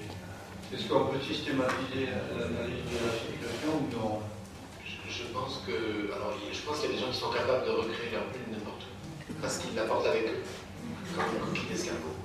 Je pense qu'il y a des gens qui ne sont pas capables, qui ont un tel besoin d'être projetés comme ça dans les murs qui les entourent, que ce qui est, je crois que le concept dont je vous ai parlé, le concept de moi-pro, qui est un concept qui a été créé par Didier Anzieux, c'est l'idée que finalement notre moi-pro, c'est aussi tout ce qui fait la forme de notre corps. C'est la peau, en fait, toute notre enveloppe. Et cette enveloppe, c'est aussi l'enveloppe du psychisme. Et finalement, si on peut considérer que on a notre moi-peau qui est plus ou moins solide, plus ou moins, avec plus ou moins des fuites. Voilà. Et du coup, cette bulle intime, elle peut être autant elle peut être complètement symbolique. Quelqu'un peut se suffire. Finalement, Diogène, lui, il vivait sans. C'était. Voilà, c'est pour ça que je dis que c'était peut-être sa crasse, sa bulle intime, puisqu'il était là-dedans, en fait. Il n'était que là-dedans. Il s'en foutait de vivre dehors et il trouvait même que c'était le nec plus ultra, puisqu'il n'avait aucune dépendance à aucune autre personne. Il était juste libre. Et la liberté, c'est peut-être de vivre comme Diogène, je ne sais pas. Moi, j'aurais du mal. Mais ce qui est clair, c'est que lui, il arrivait finalement à recréer à tout endroit là où il était sa bulle. Le Romanichet qui va se déplacer avec sa carriole, il va transporter aussi tous ces choses-là. Là, vous parlez peut-être de quelqu'un qui va effectivement devoir quitter son appartement, sa maison, et se retrouver dans un hôpital, dans une maison de retraite. Certaines personnes sont tout à fait capables de recréer leur enfin, quand vous rentrez dans certaines chambres de l'EHPAD, c'est un bin infini, il y a des choses partout, il y a des meubles, il y a des gens qui n'hésitent pas à envahir l'espace et on sent qu'on est chez quelqu'un. Je peux vous assurer que c'est différent de l'attitude qu'on a en tant que soignant quand on rentre dans une chambre, on sait quoi, on est chez qui, là, on n'est plus dans l'hôpital. Parce que c'est pas forcément qu'ils mettent des décorations, ils n'ont pas le droit, parce qu'ils ne vont pas faire des trous des murs. Mais, là où je suis, mais ils arrivent quand même à envahir. Il y a des petites tables, il y a des petites commodes, il y a des petits machins partout. Puis il y en a, c'est la chambre d'hôpital. Point. Il n'y a pas un truc qui traîne, il n'y a pas une petite photo de famille, il n'y a pas un fauteuil, il n'y a rien. Bah là, on n'a pas du tout l'impression de rentrer dans une bulle intime, on peut y aller. Et c'est pas forcément d'ailleurs ceux qui sont les plus solides, ceux qui ont fait ça. Je pense que les plus solides sont ceux qui sont capables de recréer leur lieu avec leur bordel et vraiment à poser les choses et à dire là, t'es chez moi si tu rentres. Oui, mais en général, dans ce cas, c'est pas le patient qui a décidé de ramener sa commode et tout, parce que souvent il est plus dans l'état de. C'est les enfants ou c'est les accompagnants. Oui, des fois. Qui redécorent la chambre. Ouais. Donc c'est la bulle intime de l'autre, pas de la. Ou de la bulle intime fantasmée par les enfants qui amènent telle ou telle petite commode parce que c'est la bonne. Mais cela dit, quand je dis ça, je pense à une dame en particulier qui a vraiment envahi son fils lui amène ce qu'elle veut, mais quand on rentre chez elle, c'est son bordel. Il n'y a pas d'autre mot. C'est vraiment, il y en a partout. On arrive presque à se demander où est-ce qu'on va pouvoir s'asseoir. On ne demande pas où est-ce que je peux m'asseoir. Je peux tirer ça pour m'asseoir. Oui, vas-y, asseyez-vous. C'est pas tout ça. Mais de temps en temps, il y a des gens qui sont capables de ça. Et je trouve ça plutôt positif parce que finalement, voilà, même si elle est sur un fauteuil roulant, donc elle n'a absolument aucun moyen de sortir pour aller chercher ce qu'elle veut, mais elle se fait rappeler des trucs par les soignants, par son fils, tout ça, et ça, elle arrive à construire finalement son entre. Presque elle fait de la synodomanie à l'hôpital. Il y en a d'autres que j'ai pu faire ça aussi. Il y avait une dame, quand on l'a déménagée de l'ancien EHPAD au nouvel EHPAD, elle s'est retrouvée dans un truc tout neuf, alors qu'elle avait l'habitude, elle, à l'extérieur de vivre dans un vieux château qui était une ruine, dans un capharnaüm impossible, et puis après dans ce vieil EHPAD, où c'était des vieilles chambres de pourries, et où elle avait mis effectivement toutes ses affaires, quand elle est rentrée dans le nouvel EHPAD, elle a mis des cartons partout. Parce que ça lui paraissait certainement trop propre. Alors il y avait des cartons. Il a fallu se battre avec elle pour qu'elle accepte de prendre ses affaires et de les mettre dans le joli placard qu'on avait construit pour elle. Mais elle, ça n'est pas contente. Si on généralise, sans parler des EHPAD, Oui. Une personne, par exemple, qui aime plutôt la vie à l'extérieur, beaucoup de soleil, voir vers dehors, tout ça, est-ce qu'on peut dire de cette personne qu'elle a le mois pour solide et que c'est plutôt positif? On peut dire ça, ouais. Oui, pourquoi pas, bien sûr. Non, mais c'est pas pourquoi pas, c'est parce que je voudrais savoir. Si c'est pourquoi pas, ça fait. C'est qu'avec l'être humain, vous savez, les choses sont tellement complexes. Mais je suis d'accord avec vous, peut-être qu'effectivement quelqu'un qui aime bien sortir dehors et qui n'a pas peur de se mettre au soleil et de se déshabiller au soleil et d'être avec les autres, de prendre le métro le matin et qui est bien avec les autres, ouais, dire qu'elle a un morceau solide. C'est sûr qu'entre cette personne-là et puis l'adolescent, comme on l'entend en ce moment, là, c'est un peu la mode qui se reste enfermé chez lui et que chaque fois qu'il sort, il a peur de tout ce qui bouge. Bah oui, on peut dire que sa bulle intime est beaucoup plus solide. Beaucoup plus solide. Mais encore, je me méfie parce que les êtres humains sont complexes. Ouais. C'est difficile d'avoir des réponses tranchées en sciences humaines, ni fermes et définitives, mais en même temps, c'est porteur d'espoir, parce qu'à tout moment, on peut changer. C'est pas une réponse satisfaite. Non, mais c'est parce qu'on parlait beaucoup de murs et d'enfermement. Il y a aussi... Donc on peut créer ça, je l'ai dit une fois, on peut créer sa bulle au milieu de la foule. Parce que si on est très solide, effectivement, on n'a pas besoin de faire ça. Est-ce que vous pouvez expliciter la notion d'angoisse? Vous avez évoqué l'angoisse de l'individu et la réponse éventuelle qu'il en donne. Est-ce que vous pouvez expliciter ce concept d'angoisse qui semble nous toucher tous? Oui. Alors ça nous touche tous parce que je vais essayer d'aller rapidement parce que c'est toute la vie de l'homme qui s'étale. Quand on est un petit bébé, un petit nourrisson et qu'on sort du ventre de sa mère, on est un petit animal en fait. Là, a priori, les seules angoisses qu'on a, c'est quand on n'a pas le sein, ou quand on se sent bizarre, ou on a caca, des choses comme ça. Mais en dehors de ça, il n'y a pas trop d'angoisse au départ, a priori. Il y a des petits traumatismes qui se créent, mais il n'y a pas trop d'angoisse. L'angoisse, elle va se monter petit à petit chez tous les êtres humains, parce que ce petit nourrisson, ce petit bébé, à un moment donné, il va rencontrer les réalités de la vie, l'éducation. Il va falloir qu'on le formate à une société. Il va falloir qu'on l'enlève de son monde animal, végétatif, où il est, et il va falloir qu'on le rende autonome. Donc on va lui dire plusieurs étapes dans sa vie. Plusieurs étapes dans sa vie où il va petit à petit se structurer, c'est ce qu'on appelle les stades de l'évolution du psychisme. Et petit à petit, il va partir de cet instinct animal qu'il a pour devenir un être social. Tout ça, c'est très angoissant. Parce qu'au fur et à mesure, on oblige l'enfant à supporter des choses. La dernière obligation la plus dure, c'est de supporter qu'il ne va pas être pour le fils, il ne va pas être le mari de sa maman, et pour la fille, qu'elle ne va pas être la femme de son papa. Et ça, c'est le dernier coup qu'on lui porte avant l'adolescence. Oui, effectivement, à ce moment-là, il faut qu'il s'ouvre au monde et qu'il devienne un être social en rapport avec les autres. Ce passage-là, en fait, c'est difficile. Et dans les premières années, c'est là que se créent finalement nos capacités d'angoisse, notre souffrance psychique, nos conflits internes. Parce que sans être psychotique, on est tous décomposés et on se bat à l'intérieur de nous entre des désirs de faire un peu ce qu'on veut. Et puis, la réalité sociale, on ne peut pas faire ce qu'on veut à tout le monde. Et ça se monte, ça se crée, et ça fait qu'on est finalement tous plus ou moins dans un conflit, dans une souffrance psychique permanente. Et heureusement, cette souffrance-là, on la gère. C'est ce que j'ai essayé de vous montrer. Alors, on la gère, dans le cadre de la biologie, bien sûr, on la gère à l'environnement qu'on va créer autour de soi. Et les artistes la gèrent en faisant un geste artistique. On la gère en travaillant, en créant des histoires d'amour, des histoires de couple, des familles, en faisant des enfants. Tout ça, ça nous permet d'apaiser finalement cette souffrance. Mais on a tous à l'intérieur de nous.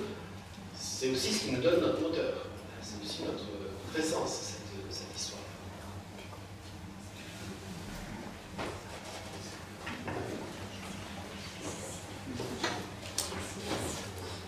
Votre exposé m'a permis de comprendre quelque chose que je vois depuis plusieurs années et qui me posait question.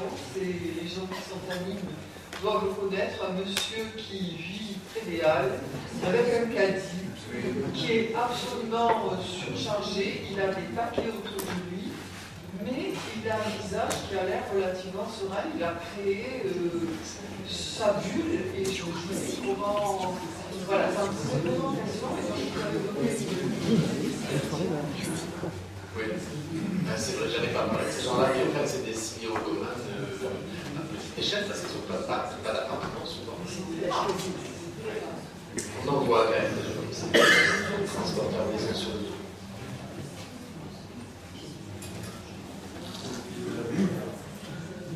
C'est le fils avec Pierre. Ah oui. Une question, je suis désolée, je ne vais pas si loin. On a tous une bulle intime. Ouais. Il y a quand même une grande différence, j'imagine pour vous en tant qu'initien, entre la bulle intime des femmes en maison de retraite et la bulle intime des hommes. Je dis que tout le monde doit s'adapter. Donc arriver en maison de retraite, c'est un gros choc. Est-ce qu'il y a une facilité plus, pour moi je pense, chez les femmes, à trouver une adaptation maison de retraite? Je ne suis pas sûr. Je ne suis pas sûr. Je ne peux pas le dire. Je reviens d'une maison de retraite, il y a beaucoup de femmes en maison de retraite. Il y en a beaucoup, surtout. Alors, sur le long, peut-être qu'il y a plus. Je les trouve relativement plus sereines et moins agressives en vieillissant. Alors, ce qui est sûr, c'est que en tout cas, quand la raison se perd, quand les gens perdent leur raison, ils tombent dans la démence sénile, les hommes ont une tendance, on comprend un peu, à aller vers la violence et l'affrontement, et les femmes vont vers d'autres voies, qui sont tout aussi folles, mais qui sont plus rarement la violence, c'est vrai. Du coup, peut-être qu'on a l'impression qu'elles vont plus s'adapter. Après, je sais pas, moi je vois des messieurs dans l'hôpital où je suis qui lisent leur journal tous les matins, qui sont super contents d'être là, qui sont adaptés. Parce que c'est vrai que moi je vous ai beaucoup parlé de ce passage-là de chez soi à l'hôpital qui est toujours difficile, compliqué, même quand on le veut, malgré tout. Mais après, souvent, 15 jours, 3 semaines après, les gens s'adaptent. Ils peuvent y perdre leur personnalité, leur caractère et tout ça, mais n'empêche qu'ils s'adaptent. Alors, entre l'homme et la femme, est-ce qu'ils s'adaptent mieux que d'autres? Il y a des hommes qui sont effectivement peu adaptables, parce qu'ils sont peu souples psychiquement, mais ça arrive aussi chez les femmes. Après, effectivement, comme c'est un monde de femmes, encore, on commence à avoir de plus en plus d'hommes. Et ça nous pose problème parce qu'on n'est pas habitué à prendre en charge les hommes. Et les hommes, entre eux, ils ne rigolent pas.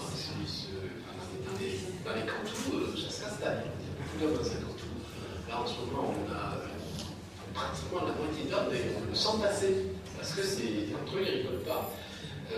C'est vrai qu'après, on va dire que majoritairement, c'est quand même un monde de femmes. Effectivement, c'est peut-être le monde de femmes, il est aussi du côté des soignantes. Parce qu'il y a essentiellement des soignantes dans les EHPAD. Donc, voilà, on est dans un monde qui, effectivement, peut être plus féminin, plus doux, moins dans l'affrontement et tout ça. Vous avez raison, dans un sens, les hommes sont plus dans l'affrontement et dans la défense de leur position de mal. Voilà, c'est un peu animal. Je ne crois pas que les femmes s'adaptent, elles se résignent. Peut-être. Et ça me fait penser à un livre de David Fuenginos, Les Souvenirs, où la femme, la grand-mère, donc le héros, a fui la maison de retraite. Et quand il va faire son enquête dans la maison de retraite, il rencontre une personne qui connaissait un petit peu la grand-mère, et elle lui dit « J'étais sûre qu'elle ne resterait pas ». Et le petit-fils demande « Est-ce qu'elle vous a dit quelque chose ?» Et la personne répond « Elle n'avait pas l'air résignée ». Oui, c'est très beau, vous avez raison. Il est fort probable que les femmes elles se sont résignées dès leur premier âge à quitter leur mère pour aller vers leur père. Ça leur donne une capacité de maturité et de résignation qui est beaucoup plus grande que chez les hommes qui, eux, n'ont jamais quitté leur mère. Et oui, on est tranquille. Mais ça nous rend un peu moins mature et un peu moins souple.